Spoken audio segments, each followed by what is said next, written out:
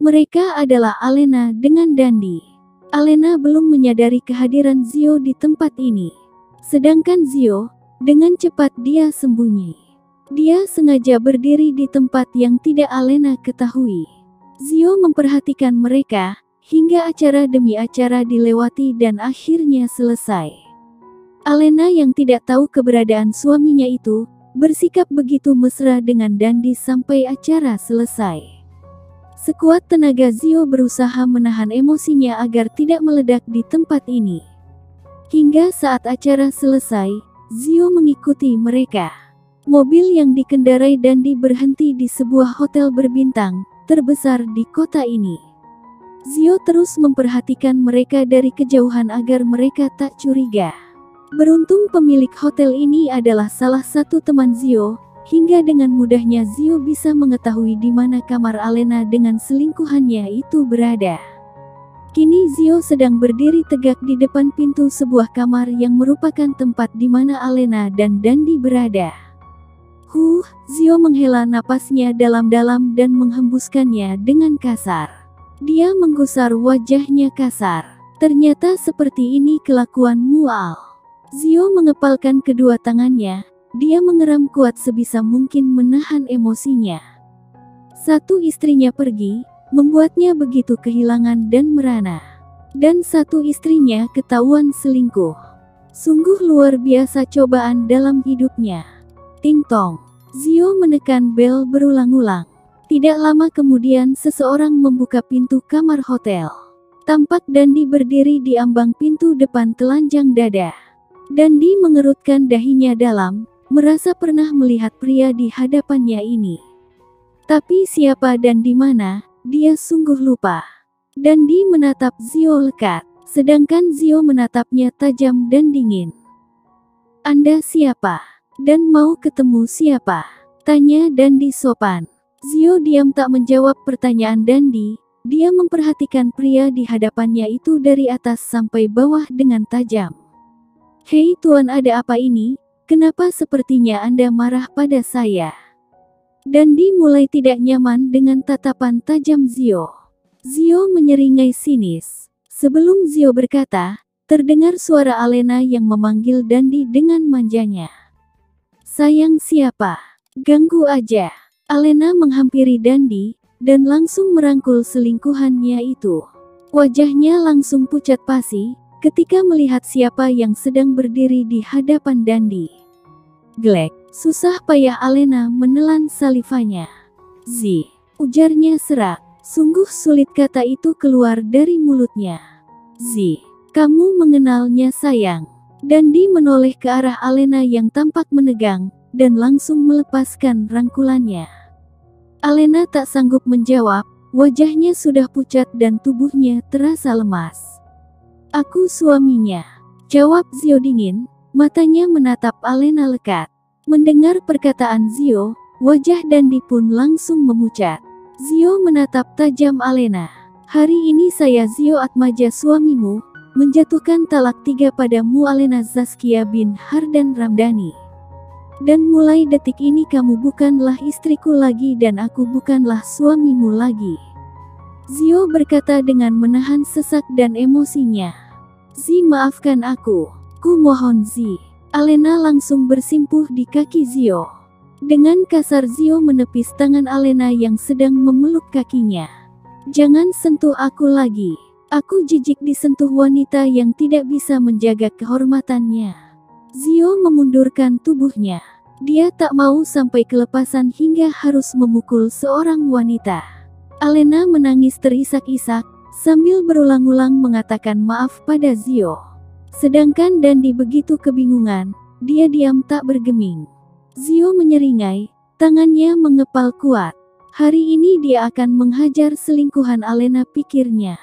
Tapi belum sempat dia merealisasikan tujuannya, suara pekikan seorang wanita terdengar menggelegar.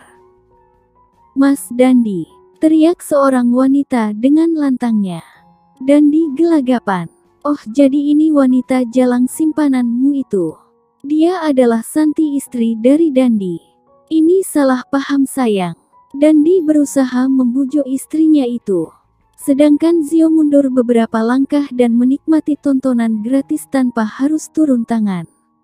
Tampak Santi membabi buta memukuli suaminya itu, dan menjambaki Alena. Ada rasa kasihan untuk Alena sebenarnya, walau bagaimanapun wanita itu adalah cinta pertamanya dan sudah menemani hidupnya selama bertahun-tahun. Tapi pengkhianatan yang dia lakukan begitu menyakiti hatinya. "Lepaskan aku!" teriak Alena yang kesakitan karena rambutnya ditarik-tarik oleh Santi. Dandi segera memeluk Santi berusaha mengurai tangannya agar tidak terus menjambaki Alena. "Kamu membelanya, Mas." Santi semakin brutal dan berusaha menendangi Alena, sementara tangannya meronta-ronta sambil mencakari suaminya itu. Karena Dandi memegangi badannya, kegaduhan pun tak terelakkan, hingga mengundang sebagian para penghuni hotel keluar dari kamarnya dan berkerumun. "Ada apa ini? Wah, ada yang ketahuan selingkuh kayaknya. Hei, bukannya itu Alena model papan atas itu?" Dan banyak lagi argumen dari para penghuni kamar hotel. Bahkan videonya pun langsung menyebar, karena ada beberapa orang yang mengambil video dan mengunggahnya di medsos. Ketahuan selingkuh. Model terkenal Alena Zaskia dilabrak istri sah. Model papan atas Alena Zaskia jadi simpanan. Dan masih banyak lagi caption yang diberikan para pengunggah video itu. Naasnya di antara kerumunan itu ternyata ada paparazi. Klik klik klik. Suara kamera yang mengambil gambar pertengkaran heboh itu. Berbagai pertanyaan pun dilayangkan paparazi itu pada mereka bertiga. Untungnya keburu datang pihak keamanan hotel, sehingga sedikit membantu agar paparazi menghentikan aktivitasnya. Alena, Santi dan Dandi pun dibawa ke kantor polisi. Karena dianggap mengganggu ketentraman publik. Sedangkan Zio memilih untuk pergi bersamaan dengan kedatangan para petugas keamanan itu. Dia tak mau ikut campur, hati dan pikirannya terasa sangat lelah. Sementara itu di Villa Arga, orang tua Naya dan Arga masih berbincang. "Kamu jangan dulu mendahului takdir Ar. Karena bisa saja mereka bersama kembali. Paman tahu kamu menyukai Naya sejak dulu, tapi sekarang keadaannya berbeda. Meski terikat kontrak, Paman bisa melihat kalau Zio mencintai Naya, sekarang hanya menunggu keputusan Naya saja. Apa dia mau melanjutkan hubungan ini atau tidak?" ujar ayah Naya dengan mata yang menatap Arga lekat, ingin memperhatikan bagaimana reaksinya. Wajah Arga menegang. Dia menghela napasnya dalam-dalam dan menghembuskannya cepat. Raut wajahnya tampak gusar. "Saya tahu itu, saya tak akan memaksakan kehendak saya. Jika saja Naya memilih tetap bersama dengan suaminya itu, saya akan tetap bahagia." Arga berkata dengan tulus. "Tapi seandainya dia memilih untuk tak melanjutkannya, maka saya adalah orang pertama yang ingin membahagiakan Naya dan juga anaknya," lanjut Arga yakin. "Terima kasih Arga, kamu anak yang baik. Paman akan senang seandainya kamu jadi menantu kami, tapi semuanya kami kembalikan pada pilihan Naya. Untuk kami kebahagiaan Naya adalah segalanya." Ayah Naya tersenyum, menatap Arga dengan hangat. "Seandainya kamu gak jadi menantu kami, kamu tetap anak bagi kami," sahut Ibu Naya dengan senyuman hangatnya. "Terima kasih Paman dan Bibi," ucap Arga. Mereka pun berbincang kembali sejenak, sebelum akhirnya memasuki kamar masing-masing untuk tidur. Di tempat lainnya, Zio merebahkan diri di atas tempat tidurnya sambil menatap langit-langit rumahnya. Kejadian malam ini sungguh menguras energinya. "Al, kenapa bisa seperti itu?" Zio membalikkan tubuhnya dalam posisi miring. Tak percaya rasanya bisa melihat sendiri hal itu. Sebelumnya, dia sering curiga karena Alena terlalu sering bolak-balik ke luar kota maupun luar negeri. Ternyata, selain urusan pekerjaan istrinya itu ada main dengan pria lainnya.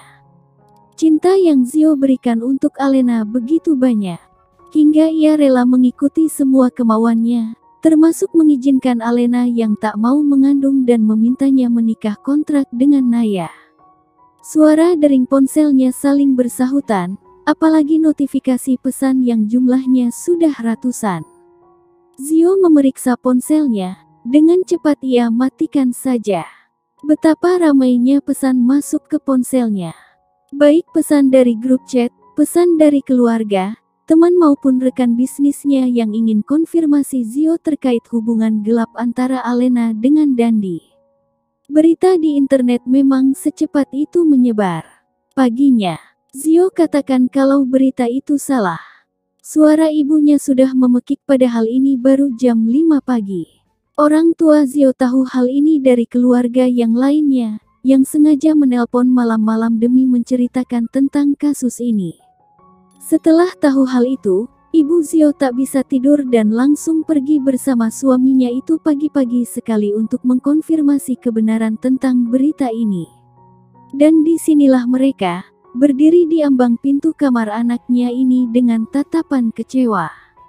Zio yang baru saja terlelap karena banyak pikiran, segera membuka pintu kamarnya, karena sang ibu menggedor-gedor pintu dengan keras. Zio mengesah, merasa sangat malu pada orang tuanya sebenarnya.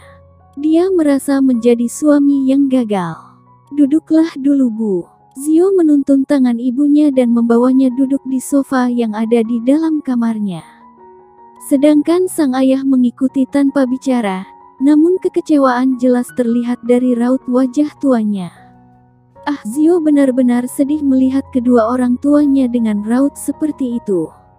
Kini mereka sudah duduk bertiga di atas sofa. "Jelaskan pada kami," suara ayahnya menginterupsi. Matanya menatap Zio dengan dingin, tak sehangat biasanya. "Sebenarnya,